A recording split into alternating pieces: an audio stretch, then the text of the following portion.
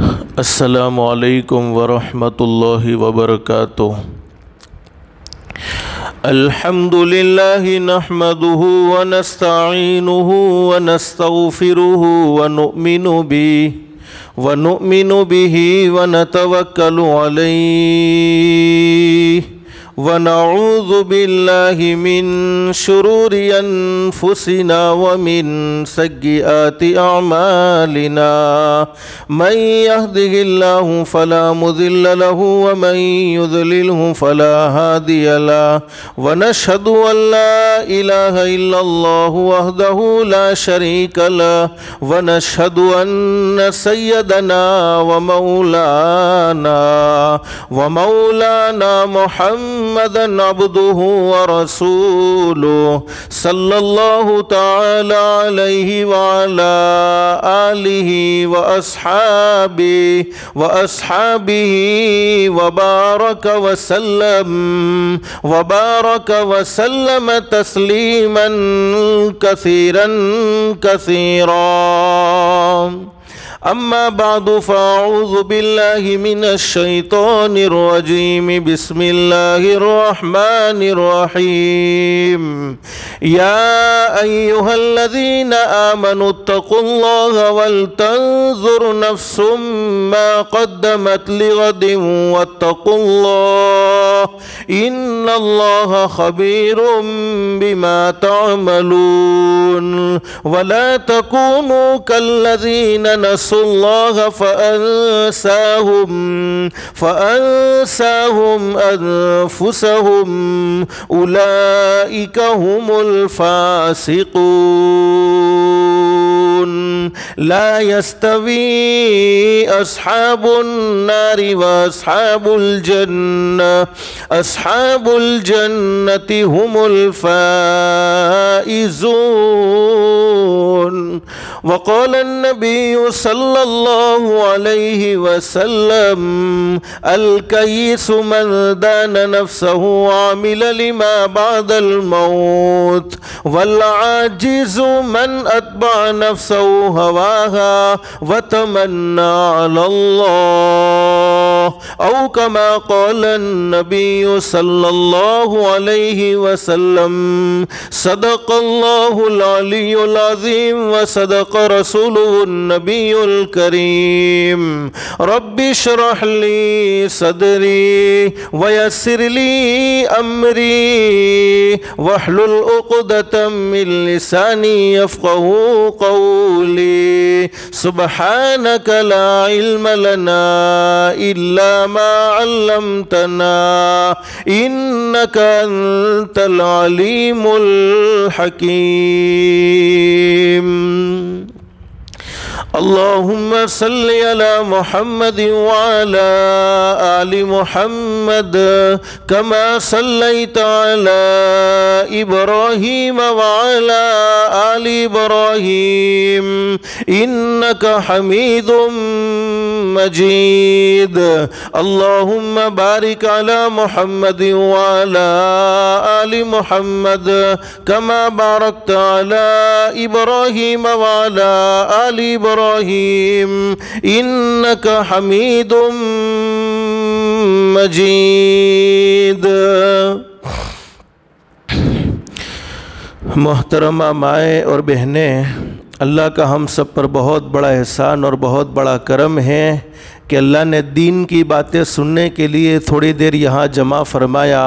دعا کرو اللہ سب کے جمع ہونے کو قبول فرمائے، اور اللہ سے دل سے دعا کر لو اللہ تو نے اپنے فضل و کرم سے دین کی باتیں سننے کے لیے یہاں مدرسے میں جمع فرمایا۔ اللہ کے لیے کوئی مشکل نہیں، اللہ سب کو جنت الفردوس میں بھی جمع فرمائے۔ ماں بہنیں دل میں ایک نیت اور ایک ارادہ کر کے بیٹھے ہیں کہ جتنی بھی باتیں سنیں عمل کی نیت سے سنیں گے انشاءاللہ، اس لیے کہ سننا اور سنانا تو بہت سی مرتبہ ہوتا ہے، نہیں ہوتا تو زندگی میں عمل نہیں ہوتا، اور اصل زندگی سنورتی ہے، زندگی بنتی ہے عمل سے۔ اللہ سے دل سے دعا کر لو اللہ ہم سب کو عمل کی بھی توفیق نصیب فرمائے۔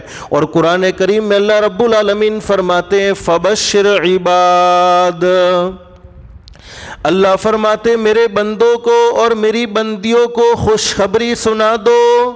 کون سے بندے اور کون سی بندیاں؟ اللہ قرآن کریم میں فرماتے الذین یستمعون القول فیتبعون احسنا۔ اللہ فرماتے میرے وہ بندے اور میری وہ بندیاں جو دین کی باتوں کو، جو قرآن کی باتوں کو، جو حدیث کی باتوں کو دھیان سے سنتے ہیں، توجہ سے سنتے ہیں اور اس پر عمل کرتے ہیں۔ اب عمل کرنے پر اللہ کی طرف سے انعام کیا ملے گا؟ تو اللہ قرآن کریم میں فرماتے ہیں اولئک الذین ھداھم اللہ واولئک ھم اولو الالباب۔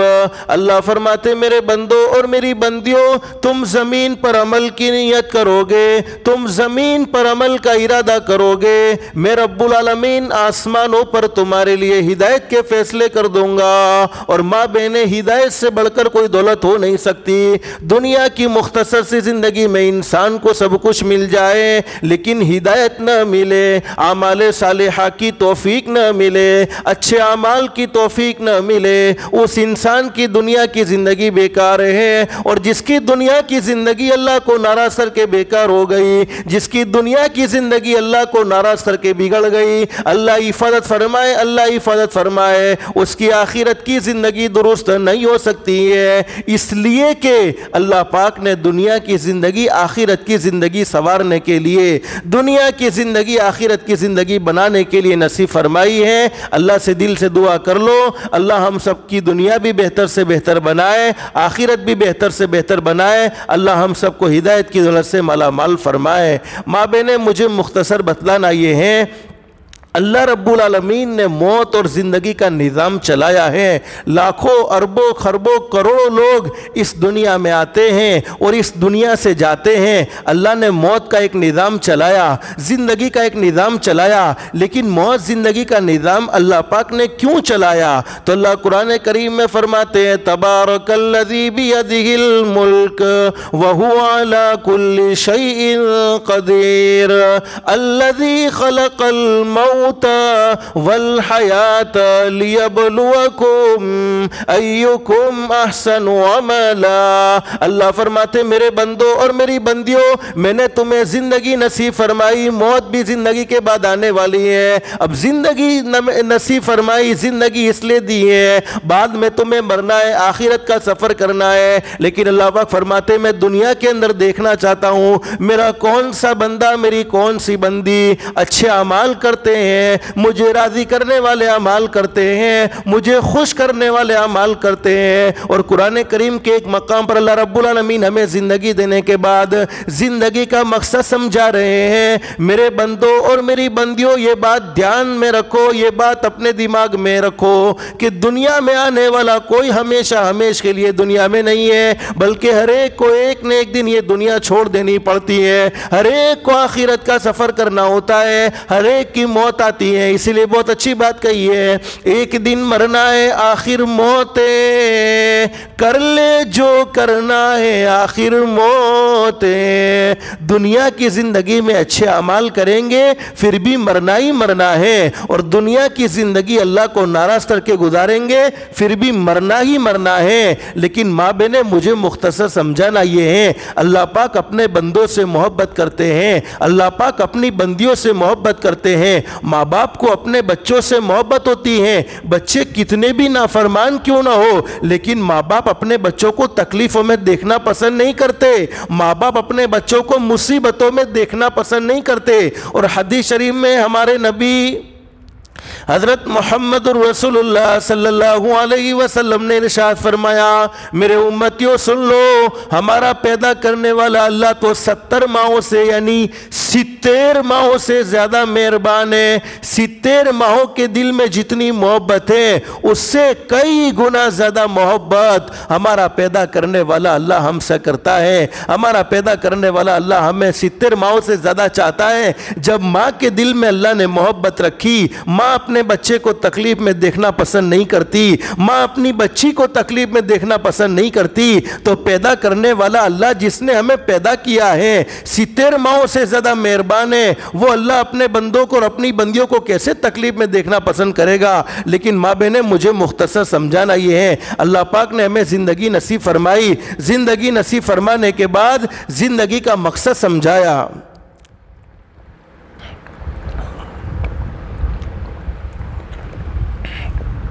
اللہ قرآن کریم میں فرماتے ہیں وَمَا خَلَقْتُ الْجِنَّ وَالْإِنسَ إِلَّا لِيَعْبُدُونَ۔ اور ایک بات یاد رکھو ماں بہنیں، دنیا کی مختصر سی زندگی میں جتنی بھی نعمتیں اللہ پاک نے نصیب فرمائی ہیں، قرآن کریم میں اللہ رب العالمین فرماتے ثُمَّ لَتُسْأَلُنَّ يَوْمَئِذٍ عَنِ النَّعِيمِ۔ اللہ فرماتے میرے بندوں اور میری بندیوں، دنیا کی زندگی میں جتنی نعمتیں تمہیں ملی ہیں، کل تمام کی تمام نعمتوں کے بارے میں سوال ہونے والا ہے، کل تمام کی تمام نعمتوں کے بارے میں اللہ پاک پوچھنے والے ہیں۔ میرے بندے میری بندی، میں نے تجھے فلانی نعمت نصیب فرمائی تھی، تو نے فلانی نعمت کا کیا حق ادا کیا ہے؟ میرے بندے میں نے تجھے فلانی نعمت نصیب فرمائی تھی، میری بندی میں نے تجھے فلانی نعمت نصیب فرمائی تھی، فلانی نعمت کا کیا حق ادا کیا ہے؟ اور حدیث شریف میں حضرت نبی کریم صلی اللہ علیہ وسلم کا ارشاد علی ہے، قیامت کا میدان قائم ہوگا، اس وقت کوئی کسی کے کام آنے کو تیار نہیں، کوئی کسی کا ساتھ دینے کو تیار نہیں۔ دنیا کی زندگی دیکھ لو، لوگ آپس میں نفرت بھری زندگی گزارتے ہیں، ارے پڑوسی کے کام آنے کو تیار نہیں، رشتہ دار کے کام آنے کو تیار نہیں، تو قیامت میں کون کام آ سکتا ہے؟ اور اللہ قرآن کریم میں قیامت کے منظر کو بیان فرماتے یوم یفر المرء من اخیہ وامہ وابیہ وصاحبتہ وبنیہ۔ اللہ فرماتے قیامت کا دن وہ دن ہوگا، اس وقت بیٹا باپ سے بھاگے گا، باپ بیٹے سے بھاگے گا، بھائی سے بھاگے گا، رشتہ دار سے دور بھاگیں گے، ماں بیٹی سے بھاگے گی، بیٹی ماں سے بھاگے گی، کوئی کسی کا سپورٹ کرنے کو تیار نہیں، کوئی کسی کے کام آنے کو تیار نہیں۔ اس وقت اللہ رب العالمین اپنے بندوں سے اور اپنی بندیوں سے کچھ سوالات کریں گے، اس میں سے ایک سوال یہ ہوگا، اللہ پاک پوچھیں گے میرے بندوں اور میری بندیوں، میں نے تمہیں زندگی نصیب فرمائی تھی، بتاؤ تم نے زندگی کس مشغلے میں گزاری ہے، کیا کر کے آئے ہو؟ زندگی دینے کے بعد زندگی کا مقصد سمجھایا تھا وَمَا خَلَقْتُ الْجِنَّ وَالْإِنسَ إِلَّا لِيَعْبُدُونَ مَا أُرِيدُ مِنْهُمْ مِنْ رِزْقٍ وَمَا أُرِيدُ أَنْ يُطْعِمُونَ إِنَّ اللَّهَ هُوَ الرَّزَّاقُ ذُو الْقُوَّةِ الْمَتِينَ۔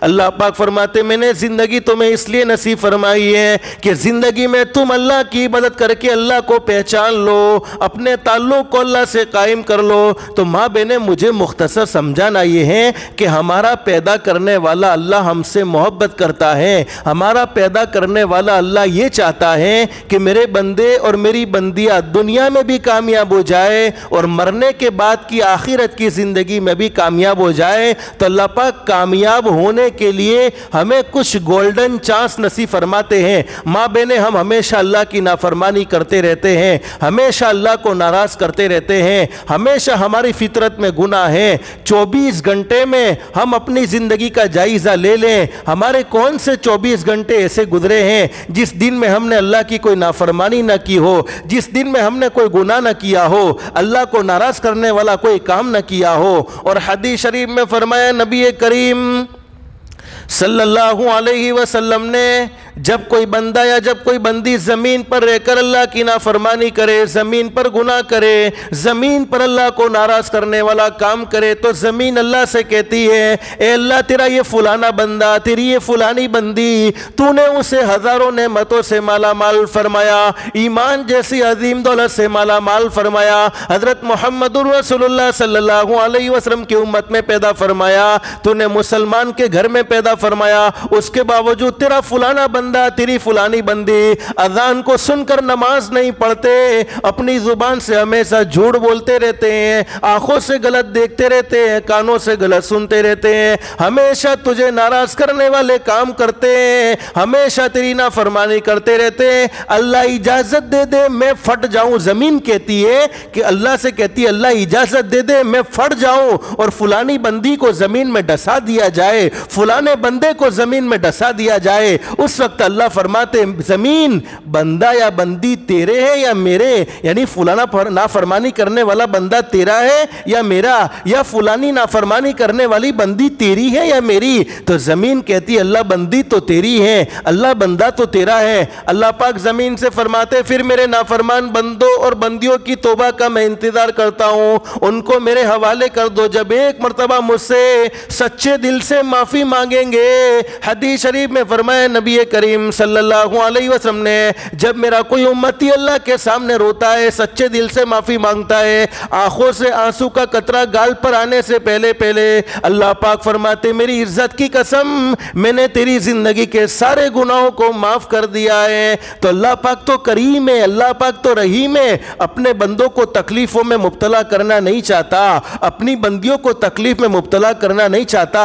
اللہ پاک تو یہی چاہتے ہیں میرے بندے اور میری بندیاں دنیا میں بھی کامیابی حاصل کر لیں، آخرت میں بھی کامیابی حاصل کر لیں، لیکن ماں بہنیں ہماری فطرت میں گناہ ہے، ہماری فطرت میں اللہ کی نافرمانی ہے۔ اللہ پاک ہمیں کچھ گولڈن چانس نصیب فرماتے ہیں، کچھ موقع نصیب فرماتے ہیں، ان موقعوں کی ہم قدر کر لیں، اللہ پاک ہمیں اپنا بنا لے گا، اللہ پاک ہماری دنیا کی زندگی کی بھی الجھنوں کو ختم فرما دے گا، اور جس کی دنیا کی زندگی اللہ کو راضی کر کے اچھی بن گئی، حقیقت یہ ہے اس کے مرنے کے بعد کی زندگی یعنی آخرت کی زندگی اچھی ہی ہوگی، اس لیے کہ اللہ پاک نے دنیا کی زندگی آخرت کی زندگی بنانے کے لیے نصیب فرمائی ہے۔ اور قرآن کریم میں بھی اللہ پاک ہمیں یہی پیغام دے رہے ہیں، میں نے کہا نا اللہ پاک کچھ گولڈن موقع نصیب فرماتے ہیں، کبھی شب برات لا کر دے دی میرے بندوں اور میری بندیوں، ساری زندگی گناہ کرتے رہے ہو، آج کی رات میں مجھ سے معافی مانگ لو میں تمہیں معاف کر دوں گا۔ کبھی پورا کا پورا رمضان کا مہینہ لا کر دے دیا میرے بندوں اور میری بندیوں،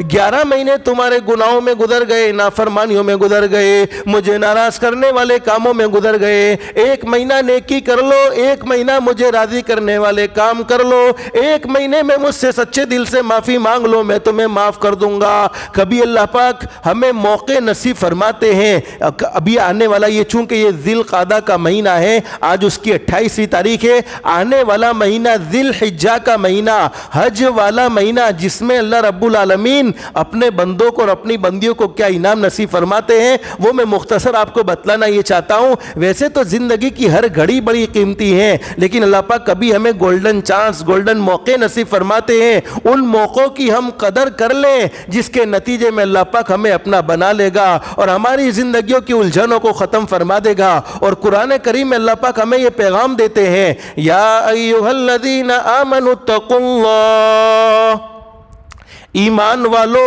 ایمان والے بندوں سے بھی کہا جاتا ہے، ایمان والی بندیوں سے بھی کہا جاتا ہے، اتقوا اللہ، اللہ سے ڈر جاؤ، اپنی منمانی زندگی نہ گزارو، گناہ کرتے وقت تمہیں کوئی دیکھے نہ دیکھے، پیدا کرنے والا اللہ ضرور دیکھتا ہے، تم کسی کی برائی کرتے ہو، کوئی سنے نہ سنے، پیدا کرنے والا اللہ ضرور سنتا ہے، تم آنکھوں سے غلط دیکھتی ہو، کوئی دیکھے نہ دیکھے، تمہارا پیدا کرنے والا اللہ ضرور دیکھتا ہے، ارے تم ہاتھ سے اللہ کو ناراض کرنے والے کام کرو، کوئی دیکھے نہ دیکھے، پیدا کرنے والا اللہ ضرور دیکھتا ہے۔ اللہ فرماتے دنیا کی زندگی اپنی منمانی نہ گزارو، اتقوا اللہ، اللہ سے ڈر جاؤ، اللہ سے ڈر جاؤ۔ اور آگے اللہ قرآن کریم میں فرماتے اللہ سے ڈرنے کا کیا مطلب ہے؟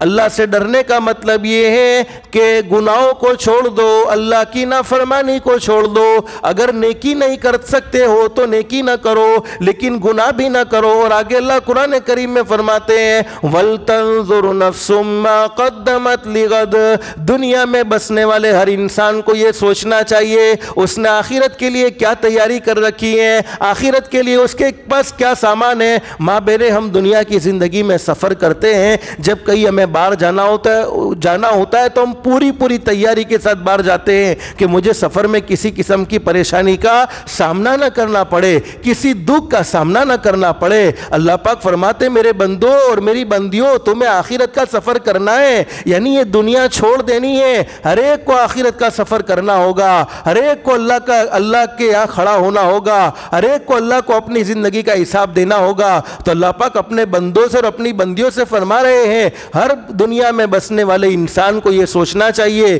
وَلْتَنْظُرْ نَفْسٌ مَّا قَدَّمَتْ لِغَدٍ کہ اس نے آخرت کے سفر کے لیے کیا سامان تیار کر رکھا ہے. آگے اللہ آخرت کے سفر کا سامان ہمیں بتلا رہے ہیں وَاتَّقُوا اللَّهَ آخرت کے سفر کا سامان یہ ہے دنیا کی مختصر سی زندگی میں اللہ سے ڈر جاؤ, اپنی من مانی زندگی نہ گزارو, اللہ کو راضی کرنے والی زندگی گزارو. ماں بہنیں ہم دنیا کی زندگی میں پریشان ہو چکے ہیں, دکھی ہیں. ہم سوچتے ہیں کہ ہماری اولاد ہماری نافرمان کیوں ہوتی چلی جاتی ہے, ہمارے بچے ہماری باتیں مانتے نہیں. ارے گھر میں لڑائی جھگڑے ہیں, آپس کی محبتیں دین بدین ختم ہوتی چلی جا رہی ہیں, نفرتیں دین بدین بڑھتی چلی جا رہی ہیں. آخر پریشانیاں کیوں, آخر تکلیفیں کیوں, آخر مصیبتوں کا سامنا کیوں؟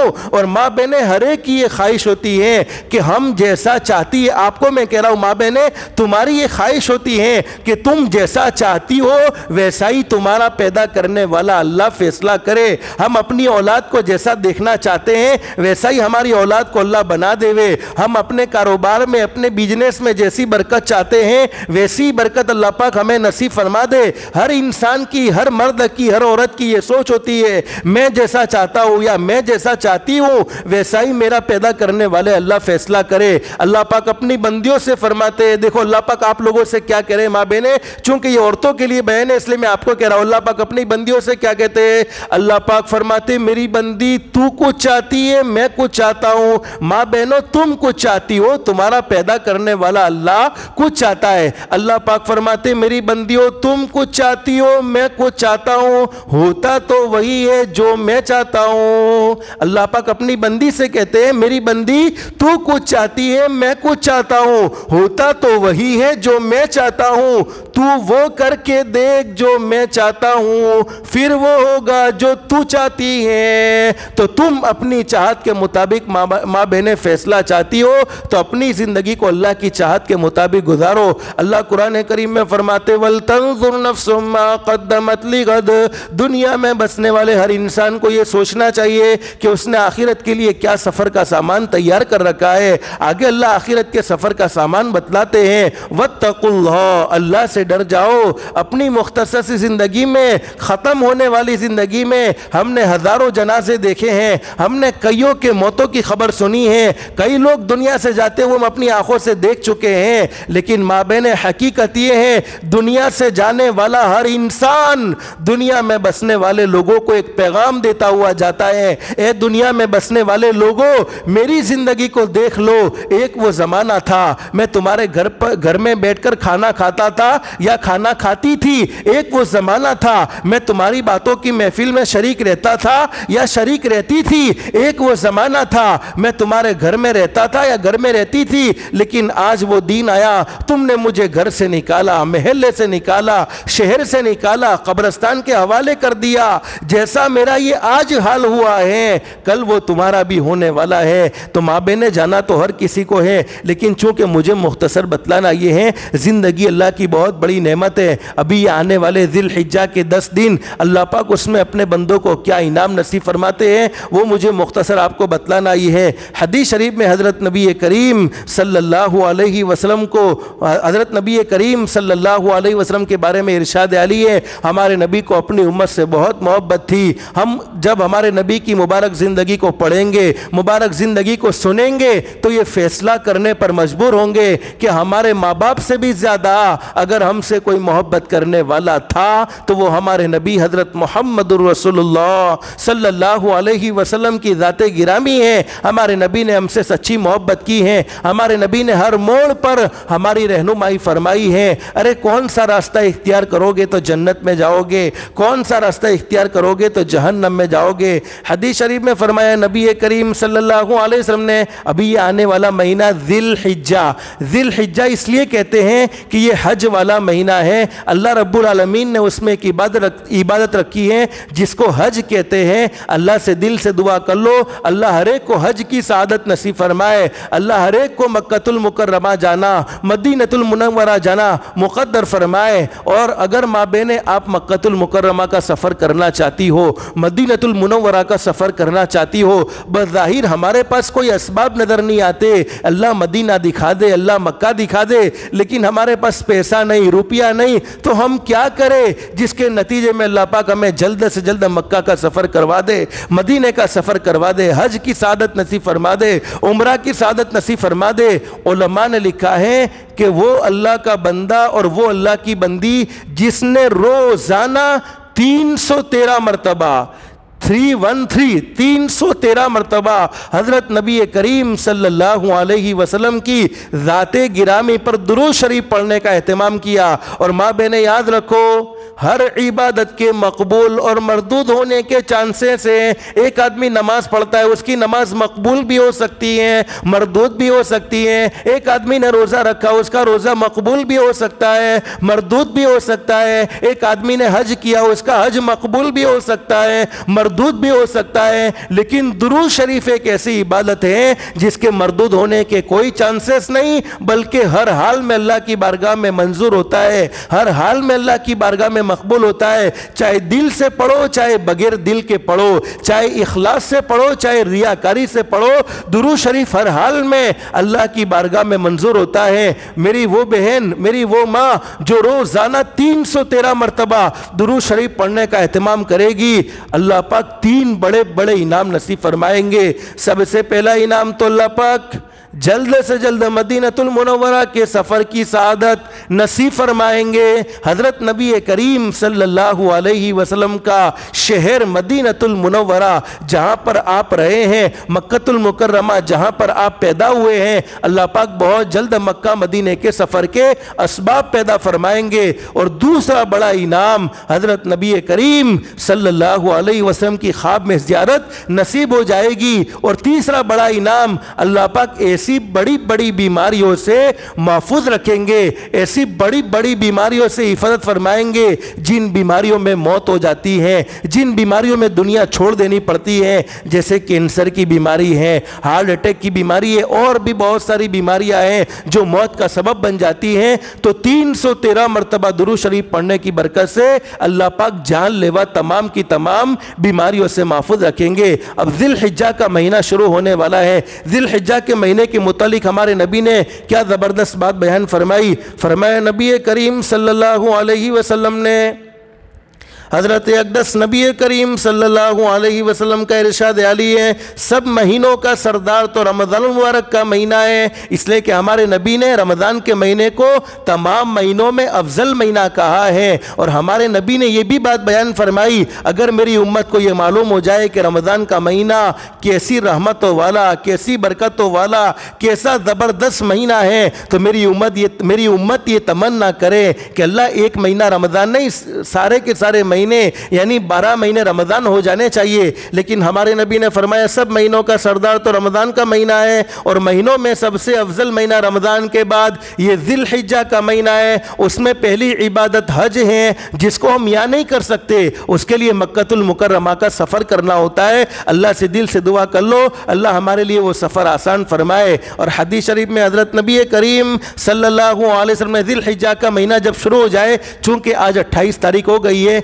आइंदा कल 29 तारीख है, 29 तारीख को चांद देखना चाहिए। औरतें भी देख सकती है, लेकिन पर्दे में रहकर बेपर्दगी न हो। चांद देखने के बाद हमारे नबी ने एक दुआ सिखलाई है, अल्लाहुम्मा अहिल्लहु अलैना बिल यमनी वल ईमान वस्सलामती वल इस्लाम रब्बी व रब्बुकल्लाह। ये छोटी सी दुआ आपके बच्चे मदरसे में पढ़ने जाते हैं, उनको ये दुआ याद होगी, आप इनसे पूछे वो आपको दुआ याद करवाएंगे। तो चांद को देखने के बाद ये दुआ पढ़ लेनी है। अब हमारे नबी हज़रत मुहम्मदुर रसूलुल्लाह सल्लल्लाहु अलैहि वसल्लम ने अपनी उम्मत को यह हिदायत नसीब फरमाई है कि जिन पर कुर्बानी वाजिब होती है, माँ बहनों आप पर तो कुर्बानी वाजिब होती ही होती है, इसलिए कि आपकी तिजोरियाँ कपड़ों से भरी हुई, आपके पास ज़ेवरात भी होते हैं, सोना भी होता है, चांदी भी होता है। आम मतन औरतों पर अक्सर यानी 100% औरतों में से 99% औरतों पर कुर्बानी वाजिब होती है, इसलिए कि उनके लिए 2-3 जोड़ी कपड़ों में उनका पेट भरता नहीं, बल्कि कपड़े बढ़ाते चले जाओ, बढ़ाते चले जाओ, पूरी तिजोरी बढ़ती चली जाओ। तो آپ پر تو قربانی واجب ہوتی ہی ہوتی ہے، لیکن میں وہ بات آخر میں آپ کو بتلاؤں گا کہ کس پر قربانی واجب ہے اور کس کو قربانی کرنی چاہیے۔ لیکن جن پر قربانی واجب ہے ان کے لیے ہمارے نبی نے فرمایا، ام المؤمنین حضرت ام سلمہ رضی اللہ عنہ فرماتی ہے، نبی کریم صلی اللہ علیہ وسلم نے ارشاد فرمایا، جس کو قربانی کرنی ہو، یعنی جس کے ذمے قربانی واجب ہے یا واجب نہیں ہے لیکن وہ کرنا چاہتی ہے، بہت سے اللہ کی بندیاں ایسی ہیں جن پر واجب نہیں ہے لیکن قربانی کرنے کا ارادہ ہے، تو ان کو چاہیے کہ ذی الحجہ کا چاند نظر آ جائے تو وہ شخص قربانی کرنے سے پہلے نہ تو اپنے بال کاٹے نہ تو اپنے ناخن کاٹے۔ اس لیے ماں بہنیں اس بات کا خاص خیال رکھنا ہے، ہمارے نبی نے اپنی امت کو یہ بات سمجھائی ہے، یہ مستحب درجہ ہے۔ جیسے ذی الحجہ کا چاند دیکھ لینے کے بعد بال بھی نہیں کاٹنے، ناخن بھی نہیں کاٹنے، نہ سر کے بال ہیں نہ بدن کے کوئی اور بال ہیں، نہ ناخن کاٹنے ہیں، یہ مستحب درجہ ہے۔ اگر نہیں کاٹیں گے تو ثواب ملے گا اور کاٹیں گے تو کوئی گناہ نہیں ملے گا۔ جیسے بہت زیادہ ناخن بڑھ گئے، وقت نہیں ملا اور کاٹ لیے تو کوئی گناہ بھی نہیں ہے، لیکن نہیں کاٹیں گے تو ثواب ملے گا۔ اور علماء نے لکھا ہے کہ جن پر قربانی واجب نہیں ہے وہ بھی احتیاط کرے تو ان کو بھی ثواب ہے کہ ذی الحجہ کا چاند دیکھنے کے بعد نہ وہ اپنے بال کاٹے نہ وہ اپنے ناخن کاٹے، اس لیے کہ بہت سے اللہ کے بندے ایسے ہیں، بہت سی اللہ کی بندیاں ایسی ہیں جن کو اللہ پاک نے حج کی سعادت نصیب فرمائی، اب وہ احرام میں نہ اپنے بال کاٹتے ہیں نہ اپنے ناخن کاٹتے ہیں، تو ابھی ہم حج کے لیے نہیں گئے، کم سے کم ان کی نقل کریں گے، نقل کی برکت سے اللہ پاک ہمیں جلد سے جلد حج کی سعادت نصیب فرمائے گا۔ حدیث شریف میں حضرت نبی کریم صلی اللہ علیہ وسلم کا ارشاد عالی ہے، عبادت کے لیے سب سے بہتر وقت، ویسے تو زندگی کی ہر گھڑی عبادت کے لیے بہتر ہے لیکن عبادت کے لیے سب سے بہتر وقت، سب سے اچھا وقت، سب سے مناسب وقت اور سب سے محبوب اور پسندیدہ دن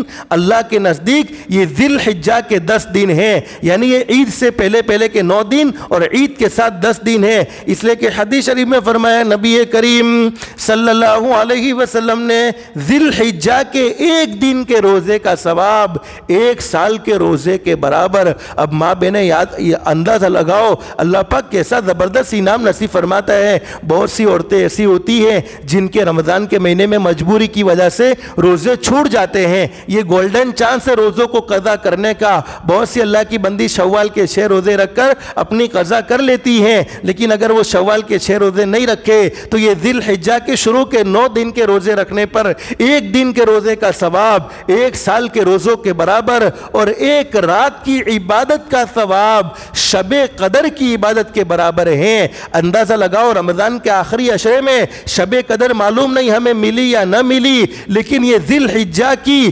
شروع کی 10 راتیں ہر رات میں اللہ رب العالمین شب قدر کی عبادت کے برابر ثواب نصیب فرماتے ہیں۔ تو یہ گولڈن چانس ہے اللہ کو راضی کرنے کا، اللہ کو خوش کرنے کا۔ اور آگے حدیث شریف میں بڑی زبردست بات بیان فرمائی، نبی کریم صلی اللہ علیہ وسلم نے ارشاد فرمایا، حضرت عبداللہ ابن عباس رضی اللہ عنہ فرماتے ہیں نبی کریم صلی اللہ علیہ وسلم نے ارشاد فرمایا، ذی الحجہ کے شروع کے 10 دنوں میں ہر دن کا روزہ 1 سال کے روزوں کے برابر، اور عرفہ یعنی 9ویں ذی الحجہ کا روزہ 9ویں ذی الحجہ کا روزہ 1 سال کے روزوں کے برابر، اور عاشورہ یعنی 10ویں محرم کا روزہ 1 سال کے روزوں کے برابر، اور جمعہ کی راتوں کی عبادت شب قدر کی، جمعہ کی راتوں کی عبادت کا ثواب شب قدر کی عبادت کے برابر ہیں۔ اس لیے جمعہ کی رات کی بھی بڑی قدر کرنی چاہیے۔ اور حدیث شریف میں بڑی زبردست باتیں بیان فرمائی ہے ذی الحجہ کے 10 دنوں کے متعلق۔ ایک حدیث میں ہمارے نبی نے فرمایا،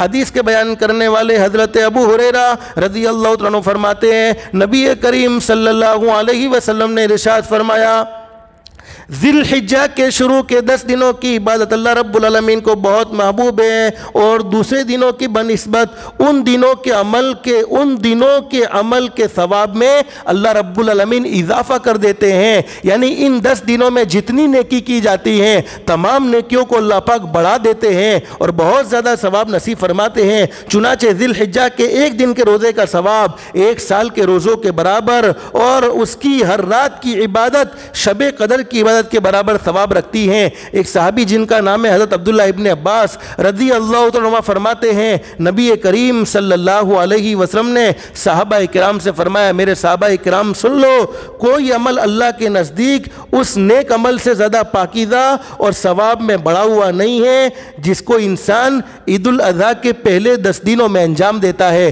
یعنی ان 10 دنوں میں جتنے بھی نیک عمل کیے جاتے ہیں ان نیک عمل سے بڑھ کر اللہ کے نزدیک کوئی بھی پسندیدہ عمل نہیں ہے جس کا ثواب بہت زیادہ ہو۔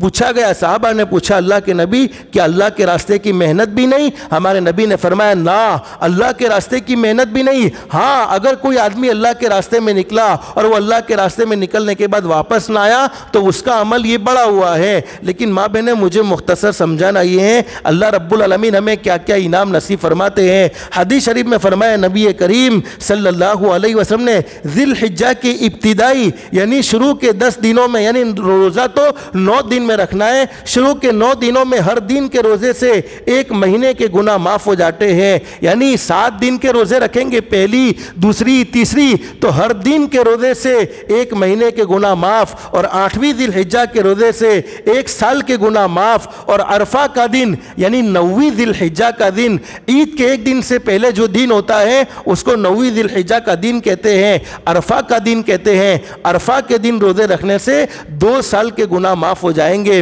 تو ماں بہنیں یہ گولڈن چانس ہے نیکیوں کو حاصل کرنے کا، اللہ کو راضی کرنے کا۔ اللہ پاک ہم سب سے راضی ہو جائے۔ اللہ اگر راضی ہو جائے گا تو دنیا کی کوئی طاقت ہمیں نقصان نہیں پہنچا سکتی، دنیا کی کوئی طاقت ہمیں کمزور نہیں کر سکتی۔ آج ہم دنیا کی زندگی میں پریشان ہو گئے، دنیا کی زندگی میں دکھی ہو گئے۔ اصل حقیقت یہ ہے، بہت سی عورتیں کہتی ہیں، بہت سے مرد کہتے ہیں میں پریشان ہوں، کوئی عورت کہتی ہے میں پریشان ہوں، کوئی مرد کہتا ہے میں پریشان ہوں، اور اپنی پریشانی کا الزام کسی اور پر ڈالا جاتا ہے۔ کوئی کہتا ہے مجھے اپنی اولاد کی نافرمانی نے پریشان کیا، کوئی کہتا ہے مجھے اپنے رشتہ داروں نے پریشان کیا، کوئی کہتا ہے مجھے اپنے پڑوسیوں نے پریشان کیا، کوئی کہتا ہے مجھے اپنے گھر والوں نے پریشان کیا۔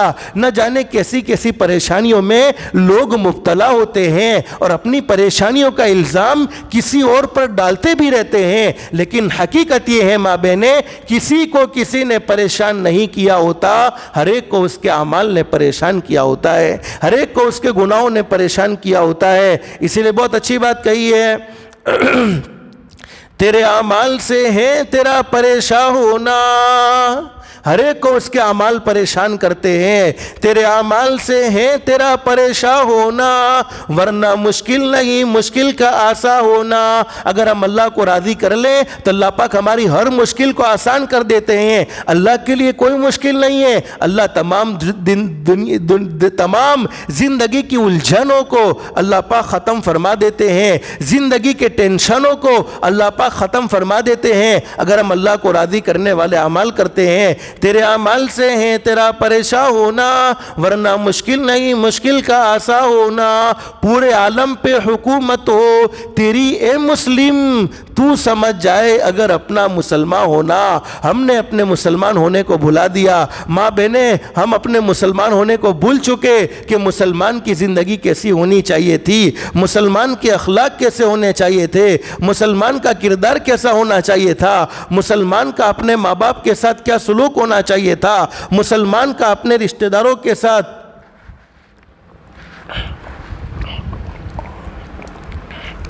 کیا سلوک ہونا چاہیے تھا۔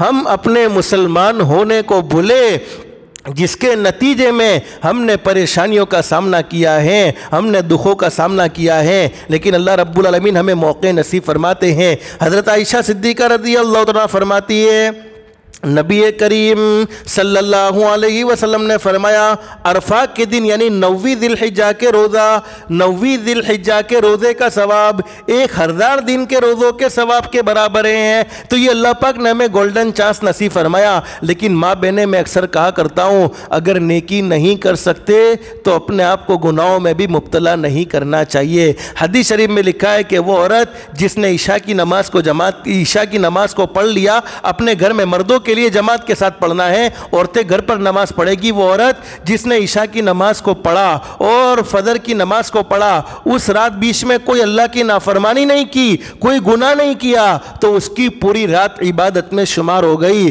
اور حضرت فضل بن عباس رضی اللہ عنہ فرماتے ہیں نبی کریم صلی اللہ علیہ وسلم نے ارشاد فرمایا, جس آدمی نے عرفہ کے دن یعنی 9ویں ذی الحجہ کے دن اپنی زبان, اپنے کان اور اپنی آنکھوں کو حرام کاموں سے بچا لیا تو اس کے 1 سال کے گناہ معاف ہو جائیں گے. اصل نیکی مقصود نہیں ہے, نیکی کی اللہ پاک توفیق نصیب فرمائے. ضرور نیکی کرنی چاہیے لیکن اپنی ذات کو گناہوں سے بچانا ضروری ہے. ہم نیک عمل نہیں کر سکتے تو نہ کرے, لیکن اپنی ذات کو گناہوں سے ہمیشہ بچائے رکھے, اللہ کی نافرمانی سے ہمیشہ اپنے آپ کو بچائے رکھے.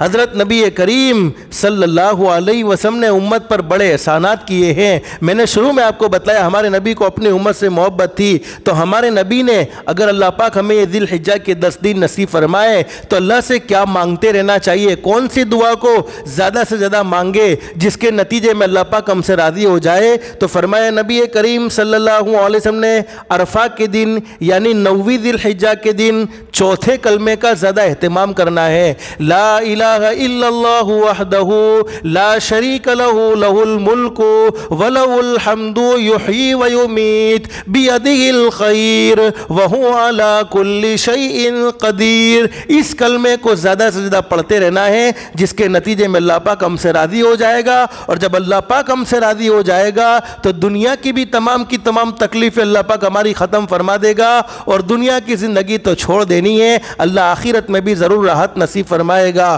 حضرت نبی کریم صلی اللہ علیہ وسلم کے ساتھ بڑی زبردست بات ہمارے نبی کے متعلق بیان فرمائی ہے. کچھ چیزیں ہمارے نبی کے ساتھ ہمیشہ لگی رہتی تھی, یعنی آپ کبھی بھی نہیں چھوڑتے تھے.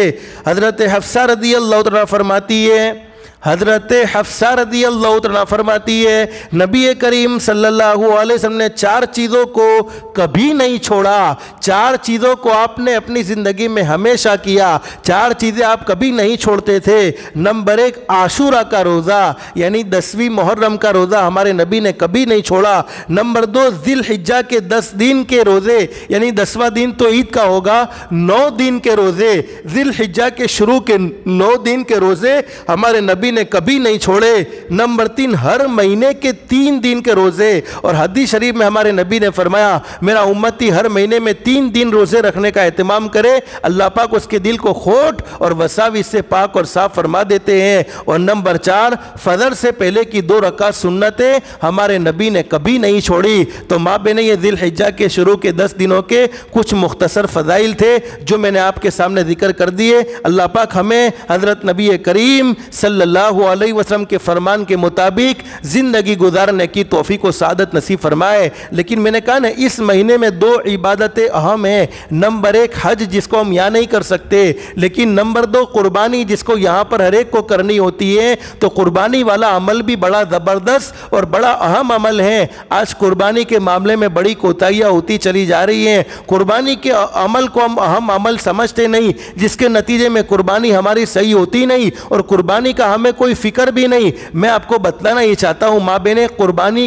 کون سی عورتوں کو کرنی ہے اور کس پر قربانی واجب ہے. ذرا یہ مسئلہ آپ توجہ سے سن لیں. اگر آپ کو مسئلہ سمجھ میں نہ آئے تو بعد میں آپ پوچھوا سکتی ہو, بعد میں آپ معلوم کروا سکتی ہو, لیکن میں آپ کو بتلا دوں کہ قربانی کے لیے 52.5 تولہ چاندی, 7.5 تولہ سونا اور 52.5 تولہ چاندی, لیکن مارکیٹ میں 52.5 تولہ چاندی کی قیمت کم ہوگی. اب 52.5 تولہ چاندی کسی عورت کے پاس ہے یا 7.5 تولہ سونا کسی عورت کے پاس ہے, یا 52.5 تولہ چاندی کی قیمت کے برابر کیش رقم جس کو آج کے دور کے موافق میرے خیال سے 37,000 یعنی 37,000 37,500 روپیے یا 38,000 کے اندر ہے 52.5 تولہ چاندی کی قیمت. اب جس عورت کے پاس 37,000 روپے کیش پڑے ہیں, یا 37,000 روپے کا سونا موجود ہے, یا 37,000 روپے کا چاندی یعنی 52.5 تولہ چاندی موجود ہے, یا پھر 37,000 کے ایکسٹرا کپڑے پڑے ہوئے ہیں.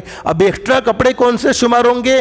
گھر میں پہننے کے تو صرف 3 جوڑی کپڑوں سے ضرورت پوری ہو سکتی ہے, لیکن بیگوں کی بیگیں بھری ہوئی ہے, 10 جوڑی, 15 جوڑی, یا گھر کا وہ زائد سامان جس کا کبھی بھی استعمال ہی نہیں ہوتا. گھر میں بڑا ٹی وی لگا ہوا ہے جس کی کی کوئی ضرورت بھی نہیں ہے، تو ایسا سامان جو زندگی کی ضروریات کے لیے نہیں ہے بلکہ وہ ایکسٹرا ہے، ایسے برتن جن کا ہم سال میں بھی کبھی استعمال نہیں کرتے، تو گھر کا جتنا ایکسٹرا سامان ہے وہ تمام ایکسٹرا سامان کی، تمام ایکسٹرا کپڑوں کی، جوتے بھی ہیں، ایک جوڑی جوتے سے ضرورت پوری ہو جاتی ہے، اب چپل بڑھائے جا رہے، ایسی ہر چیز، ایک موبائل سے ضرورت پوری ہو جاتی ہے، دوسرا موبائل ہے، تو جتنی بھی چیزیں ایکسٹرا ہیں تمام کی تمام ایکسٹرا چیزوں کی قیمت 37,000 روپے کے قریب ہو جاتی ہیں یا 37,000 روپے ہو جاتی ہیں، تو اس پر قربانی واجب ہے، اس کو قربانی کرنی ہوگی۔ لیکن اس مسئلے میں بڑی بے احتیاطی یہ ہوتی ہے، بعض لوگ اپنی ناواقفیت کی وجہ سے، بہت سے لوگ ایسے ہیں جو اپنی ناواقفیت کی وجہ سے یہ سمجھتے ہیں کہ قربانی کرنے سے تو گوشت حاصل ہوتا ہے اور قربانی کے دنوں میں سبھی قربانی کرتے ہیں تو گوشت کی ضرورت تو رہتی نہیں، اس لیے قربانی کے بجائے اگر ان دنوں میں قربانی کی قیمت صدقہ کر دیا جائے، قربانی کی قیمت کسی اور کو دے دی جائے یا کسی دوسرے فلاحی یا رفائی کاموں میں لگا دیا جائے تو شاید یہ زیادہ بہتر ہے۔ مابین یہ بہتر نہیں ہے، قربانی کے دنوں میں قربانی ہی کرنی ہے، قربانی سے بہتر کوئی عمل نہیں ہے۔ اور حدیث شریف میں حضرت نبی کریم صلی اللہ علیہ وسلم نے ارشاد فرمایا، سونے چاندی کی خیرات بھی ثواب میں قربانی کے برابر نہیں ہو سکتی، یعنی قربانی کے دنوں میں تو قربانی ہی کرنی ہوگی، قربانی کا کوئی اور بدل نہیں ہے کہ آپ قربانی نہ کریں اور اس کے بدلے میں کوئی رقم صدقہ کر دے یا کسی کا قرض اتار دے، نہیں، گوشت کی وجہ سے ہم قربانی نہیں کرتے، ہم اللہ کے حکم کی وجہ سے قربانی کرتے ہیں۔ اور قربانی کیوں شروع ہوئی وہ مفصل داستان میں آپ کو مختصر سے وقت میں نہیں سنا سکتا، لیکن حقیقت یہ ماں بہنیں، ہمارے نبی حضرت محمد رسول اللہ صلی اللہ علیہ وسلم نے بڑے فضائل بیان فرمائے ہیں۔ حضرت ابن عباس رضی اللہ عنہ فرماتے ہیں، نبی کریم صلی اللہ علیہ وسلم نے، حضرت ابن عباس رضی اللہ عنہ فرماتے ہیں، نبی کریم صلی اللہ علیہ وسلم نے عید الاضحیٰ کے دن یعنی بقرعید کے دن ارشاد فرمایا، آج کے دن کسی آدمی نے خون بہانے سے زیادہ یعنی قربانی کرنے سے زیادہ افضل عمل نہیں کیا۔ پھر حضرت اقدس نبی کریم صلی اللہ علیہ وسلم کا ارشاد علی ہے، حضرت اقدس نے پہلے تو یہ فرمایا کہ عید کے دن یعنی بقرعید کے دن کسی نے قربانی سے افضل کوئی عمل نہیں ہے، یعنی قربانی سب سے افضل عمل ہے، قربانی سے بہتر کوئی عمل نہیں کیا۔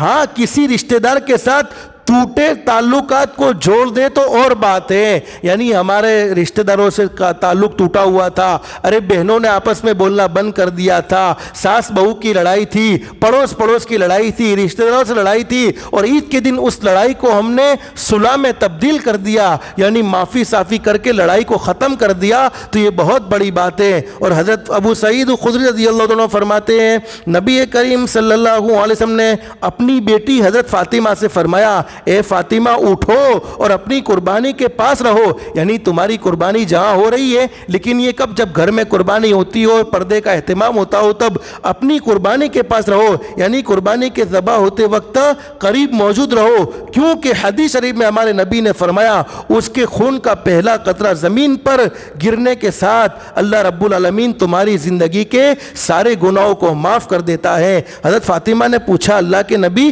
یعنی میرے ابا، یہ فضیلت ہم اہل بیت کے ساتھ مخصوص ہے، یعنی ہمارے خاندان کے ساتھ یہ فضیلت ہے، یا عام مسلمانوں کے لیے بھی یہی ہے؟ حضرت نبی کریم صلی اللہ علیہ وسلم نے ارشاد فرمایا، یہ ہمارے لیے بھی ہے اور قیامت تک کے آنے والے تمام مسلمانوں کے لیے ہیں، اس لیے ماں بہنیں قربانی کرنے کا خاص طور پر اہتمام کرو، قربانی کے اندر غفلت نہیں برتنی چاہیے۔ حضرت علی رضی اللہ عنہ فرماتے ہیں، نبی کریم صلی اللہ علیہ وسلم نے ارشاد فرمایا، اے لوگو تم قربانی کرو اور اپنی قربانیوں کے خون پر اجر و ثواب کی امید رکھو، اس لیے کہ اس کا خون اگرچہ زمین پر گرتا ہے لیکن وہ اللہ کے حفظ و امان میں چلا جاتا ہے، یعنی اللہ پاک اسے قبول فرما لیتے ہیں۔ ایک مرتبہ ہمارے نبی تشریف فرما ہے، صحابہ کرام کا مجمع موجود ہے، حضرت نبی کریم صلی اللہ علیہ وسلم صحابہ کرام کے درمیان میں بیٹھے ہوئے ہیں۔ حدیث کا بیان کرنے والے صحابی حضرت زید بن ارقم رضی اللہ عنہ فرماتے ہیں، حضرت زید بن ارقم رضی اللہ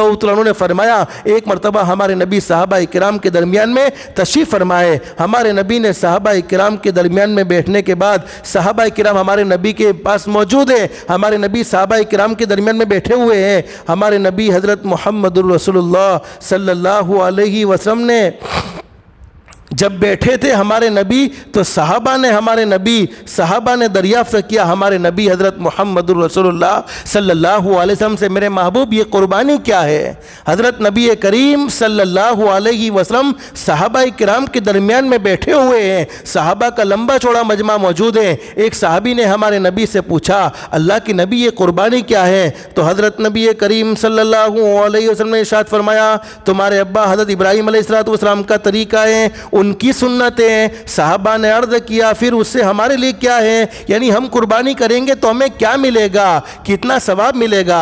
حضرت نبی کریم صلی اللہ علیہ وسلم نے ارشاد فرمایا جانور کے ہر بال کے بدلے میں ایک نیکی، یعنی جتنے جانور پر بال ہوتے ہیں، اب بالوں کا گننا کسی کے بس کی بات نہیں ہے، تو جانور کے بدن پر جتنے بال ہوتے ہیں اتنی ہی نیکیاں ملتی چلی جائے گی۔ حدیث شریف میں موجود ہے حضرت نبی کریم صلی اللہ علیہ وسلم سے صحابہ نے پوچھا کہ اللہ کے نبی دمبا جس کو کہتے گھیٹے کے بدن پر تو بال نہیں ہوتے، اون ہوتا ہے، تو اس کے بدلے میں ہمیں کیا ملے گا؟ حضرت نبی کریم صلی اللہ علیہ وسلم نے فرمایا ارے دمبے کے بدن پر یعنی گھیٹے کے بدن پر اون ہوتا ہے، تو اون کے بدلے میں ہر بال، چونکہ اس میں بھی بال تو ہوتے چھوٹے چھوٹے ہوتے، ہر بال کے بدلے میں ایک نیکی۔ پھر حضرت نبی کریم صلی اللہ علیہ وسلم نے ارشاد فرمایا قربانی بڑا اہم عمل ہے۔ ہمارے نبی حضرت محمد رسول اللہ صلی اللہ علیہ وسلم کو اپنی امت سے محبت تھی، اپنی امت سے پیار تھا۔ ہمارے نبی نے اپنی امت کو ہمیشہ اس بات کی طرف متوجہ فرمایا ہے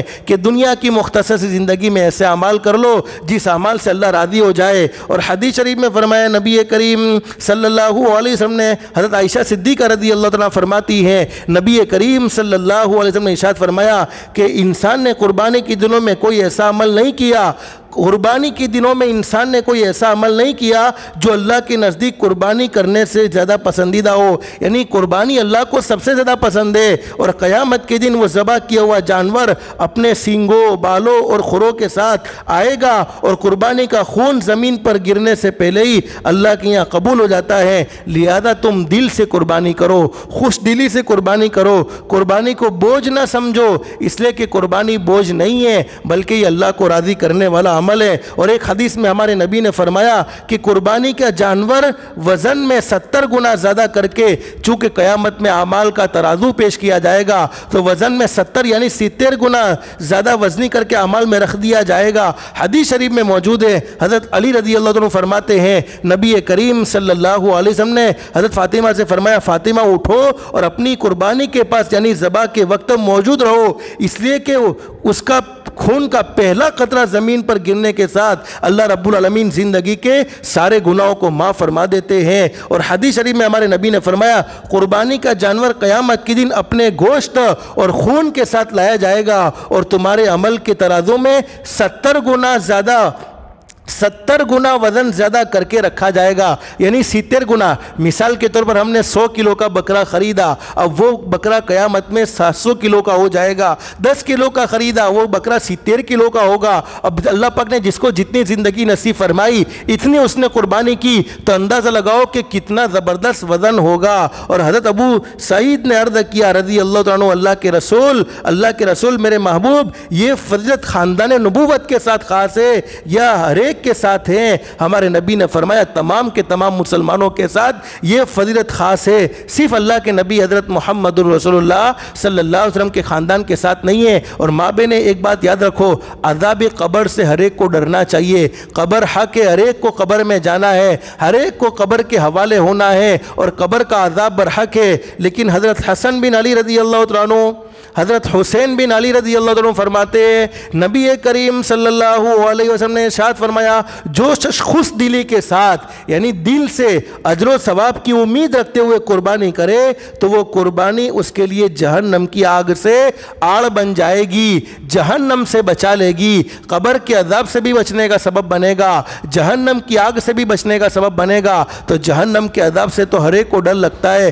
اللہ سے دل سے دعا کر لو اللہ ہم سب کو عافیت کے ساتھ جنت کا داخلہ نصیب فرمائے۔ لیکن ماں بہنیں مجھے مختصر بتلانا یہ ہے، ہمارے نبی حضرت محمد رسول اللہ صلی اللہ علیہ وسلم کے احسانات ہم پر اتنے ہیں کہ ان کو گننا چاہے تو گن نہ سکے۔ تو جتنا اللہ نے جس کو توفیق دے رکھی ہے ہمارے نبی کی ذات اقدس کے لیے بھی قربانی کرے۔ ہمارے نبی حضرت محمد رسول اللہ صلی اللہ علیہ وسلم نے حج کے موقع پر 100 اونٹوں کی قربانی کی۔ اگر کوئی انسان کسی انسان کو جان بوجھ کر مار دے تو جان کے بدلے میں جان کے قتل کا بدلہ حضرت اقدس نبی کریم صلی اللہ علیہ وسلم نے حج کے موقع پر 100 اونٹ قربان کیے۔ اب علماء نے ایک مسئلہ بیان فرمایا ہے، اگر کوئی انسان کسی انسان کو جان بوجھ کر مار دے تو جان کے بدلے میں جان ہے اور قاتل کو بدلے میں قتل کر دیا جائے گا، اور اگر کسی سے غلطی سے قتل ہو جائے تو بدلے میں اسے 100 اونٹ دیے جائیں گے۔ اب ہمارے نبی حضرت محمد رسول اللہ صلی اللہ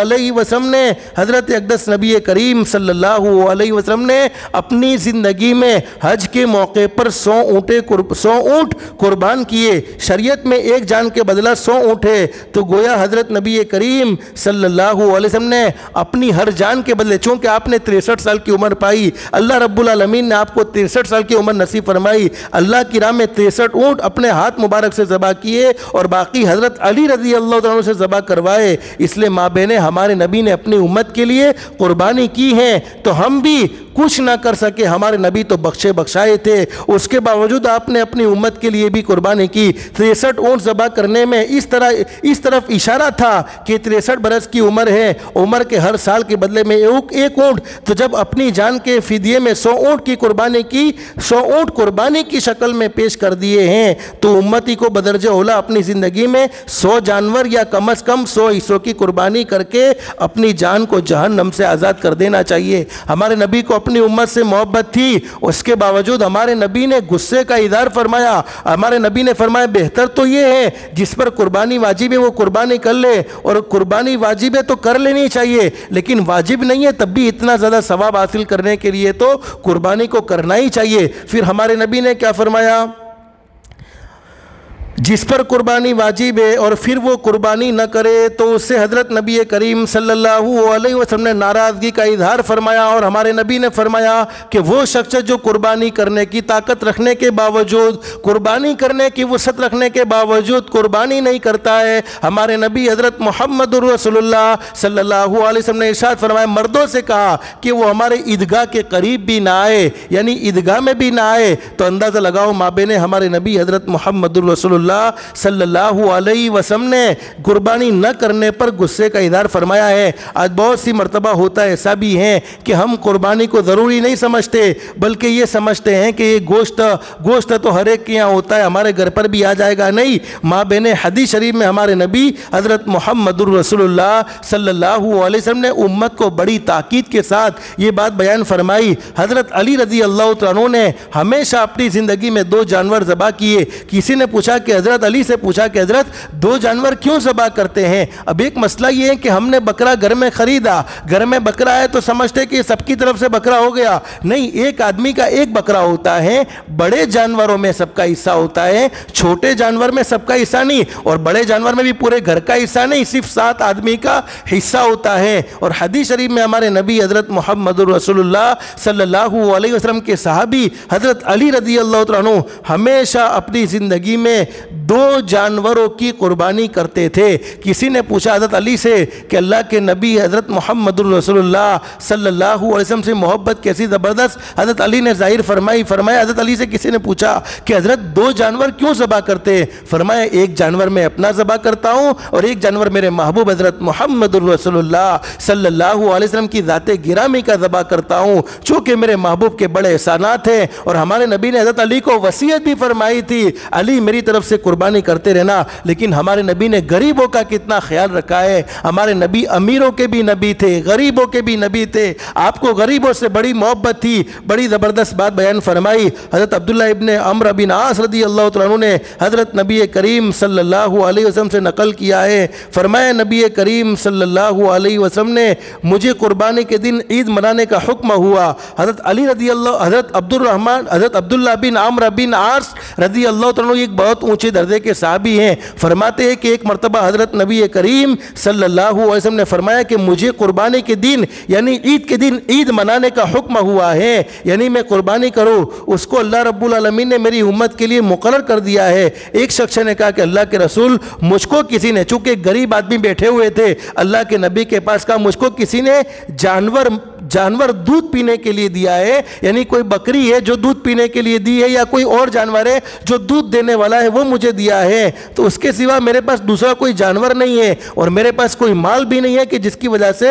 میں قربانی کر سکوں۔ حضور نے فرمایا، حضور سے اس غریب آدمی نے پوچھا کہ اللہ کے نبی کیا میں اس جانور کی قربانی کر دوں جو مجھے دودھ کے لیے ملا ہے، اس کے علاوہ میرے پاس کوئی چیز نہیں ہے؟ تو حضرت نبی کریم صلی اللہ علیہ وسلم نے فرمایا نہیں، اس کی قربانی مت کرو، لیکن ہمارے نبی نے فرمایا کہ تم عید کی نماز کے بعد اپنے بال کاٹو، ناخن تراش لو، تو مونچھیں تراش لو، اور جتنے بال بدن کے کاٹنے کی ضرورت ہے وہ کاٹ لو، تمہاری قربانی مکمل ہو جائے گی۔ تو ماں بہنی یہ کچھ مختصر باتیں میں نے آپ کو بتلائی ہے، اللہ ہم سب کو عمل کی توفیق نصیب فرمائے، اور میں نے بتلا بھی دیا کہ قربانی کس کو کرنی ہے اور قربانی کس پر واجب ہے۔ لیکن یہ ذی الحجہ کے شروع کے 10 دن ہیں، ان 10 دنوں کی بڑی قدر و قیمت ہے، 10 دنوں کا بڑا اہتمام ہے۔ اللہ سے دل سے دعا کر لو اللہ پاک جتنی زندگی غفلت میں گزر گئی اللہ ہم سب کو معاف فرما دے، اور جتنی زندگی باقی ہمیں نہیں معلوم، ہماری زندگی کے کتنے سیکنڈ باقی ہیں، کتنے منٹ باقی ہیں، کتنے گھنٹے باقی ہیں، کتنی راتیں باقی ہیں، کتنے دن باقی ہیں، کتنے ہفتے باقی ہیں، کتنے مہینے باقی، کتنے سال باقی، زندگی کا جو حصہ باقی ہے اس حصے کو اللہ کے احکام کے مطابق حضرت نبی کریم صلی اللہ علیہ وسلم کے طریقے کے مطابق گزارنے کی ہم سب کو توفیق و سعادت نصیب فرمائے۔ اللہ پاک ہماری دنیا بھی بہتر سے بہتر بنائے، آخرت بھی بہتر سے بہتر بنائے۔ اللہ ہم سب کو اللہ کے احکام کے مطابق حضرت نبی کریم صلی اللہ علیہ وسلم کے طریقے کے مطابق زندگی گزارنے کی توفیق و سعادت نصیب فرمائے۔ اللہ پاک ہم سب کو کہنے سننے سے زیادہ اخلاص، استخلاص اور استقامت کے ساتھ عمل کی توفیق نصیب فرمائے۔ آمین یا رب العالمین، وآخر دعوانا ان الحمد للہ رب العالمین۔ کیا ہوا سلمان؟